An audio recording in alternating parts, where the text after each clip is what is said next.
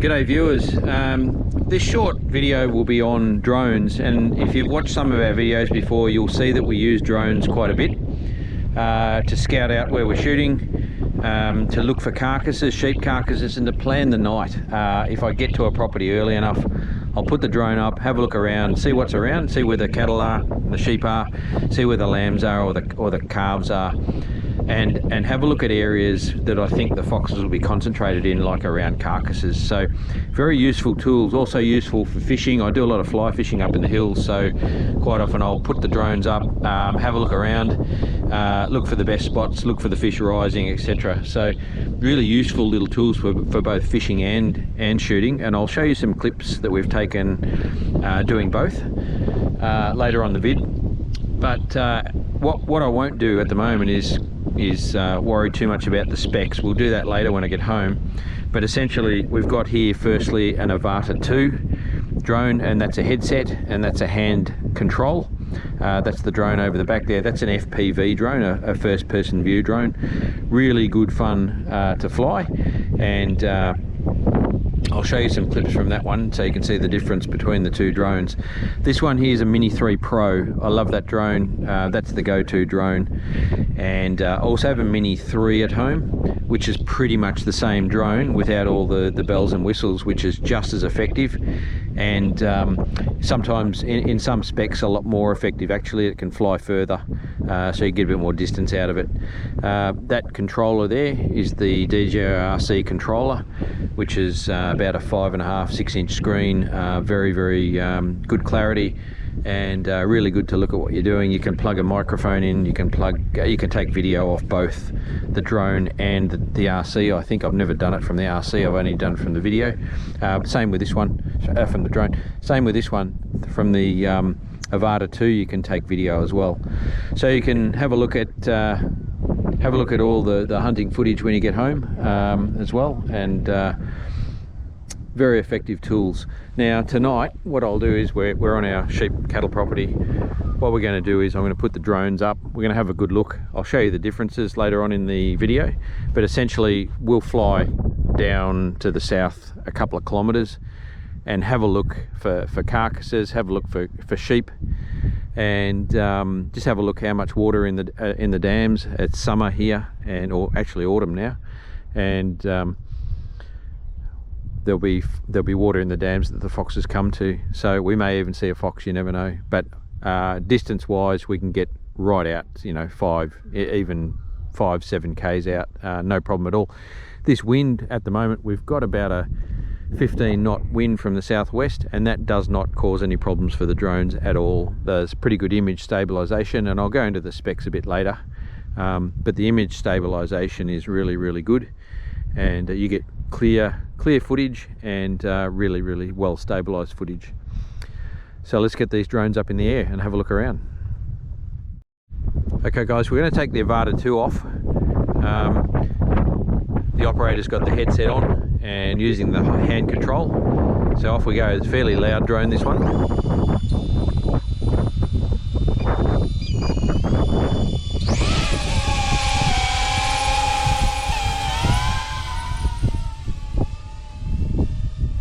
Off it goes. Okay guys, off goes the Mini 3 Pro. Take off.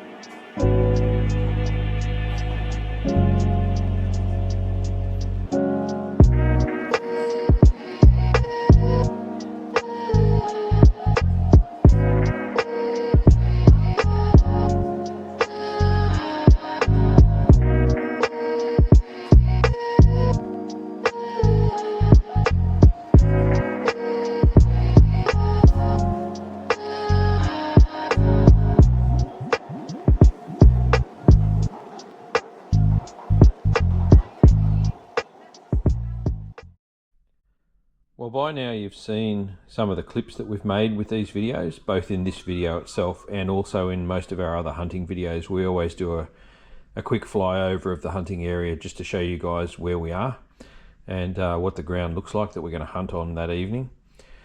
So I hope that helps you sort of get a picture of where we are and what we're doing. Certainly it helps us because, as I said many times, we go and look for carcasses and we look for different areas. Sometimes we even see animals, foxes, rabbits, etc. So it gives us an understanding of how we can set up our hunt for the evening. So what I'll do now is I'll go through each of these drones in a bit of depth and trying to help you understand a little bit more about them and how we can use these drones for our purposes. So first up, let's have a look at these two drones here. This one is the Mini 3 and this one is the Mini 3 Pro. Okay, they both use this controller, so it's about a 5.5-inch screen. They both use the same battery packs. That's an extended battery pack. Obviously you can buy them with one battery, which is a very short, I guess it's designed to be kept under 249 grams or 249 grams. And that's the ultralight battery, lasts for about 25 minutes. These heavier batteries, actually that's not a heavy battery, that's one there. These heavier batteries are actually 51-minute batteries, so they're a bit longer, a bit more useful, essentially. But essentially the drones are very similar.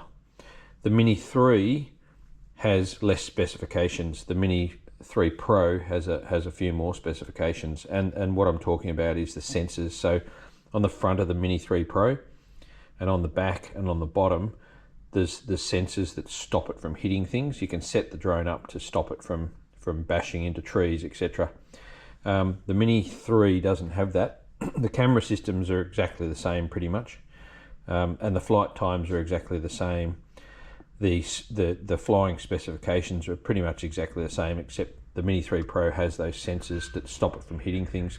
The Mini 3 Pro also has active track, so that you can hook onto a thing like a boat or a person if you're walking around, or an animal if you like, and it will follow that item. So that's very useful if you want to make some good vids. I haven't done that much. Pretty much I've used these both in the same way, and that is just to scout out the hunting areas, and as I said, to find carcasses, etc. before the hunt. The other thing with these drones is you can put a circular polarizing filter on the drones. If it's a really bright day or there's a lot of glare, you can buy one of these things. They don't cost much, and you just shove it on the front of the camera and off you go. You can get better pictures. In terms of the camera system, I'm not going to go into it. Essentially, it's exactly the same, and really, you know, the specifications of the camera systems are so good that I'm not going to get into any depth. They take video, they take still footage, so camera footage, and essentially it's well beyond what I need in terms of specs. These are not the top of the range models. At the moment there's a Mini 4 Pro which DJI have brought out, and that's probably the difference between that one essentially and these two, that the Mini 4 Pro has 360-degree sensors, but essentially they're all the same. They do the same thing. They fly for about the same distance. They use the same battery. The Mini 4 Pro's got a different controller, but it'll use the same filters. So for hunting needs, if you want to track yourself or track an animal or track a boat, the Mini 3 Pro or the Mini 4 Pro is the better option. If you don't want all the gizmos, the Mini 3 is fine. In fact, to be honest, you could save yourself a couple $100 and just go for the Mini 3, because it'll do everything you want it to do except for that active track and except for the sensors. So if you keep away from the trees, and keep away from the power lines and all those nasty things that'll bring your drone down, this is fine, and it'll save you a couple $100. Very good drone. The other thing that I've found is if you have a normal charger, when you're charging these high capacity batteries, it takes ages. So what I did was I bought myself a 65 watt charger. It's a U-green charger. You can get any brand you want. It's got a couple of USB-C ports and it's got a USB-A port. You can obviously charge 3 things at once. That one will charge your batteries really quickly within an hour. So very, very handy purchase. Definitely when you buy your drone, or if you've already got a drone and you haven't got one of these, that makes a lot of sense and charges your battery a lot quicker.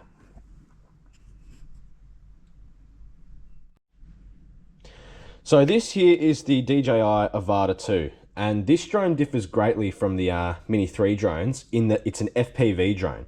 So the way it works is you put this headset on, control it with this, it's called the motion controller, I think. And the way it works is you actually see through that drone camera. So very, very different from these two where you see using the controller. We bought the Fly More combo, meaning we get 3 batteries and the rechargeable battery pack.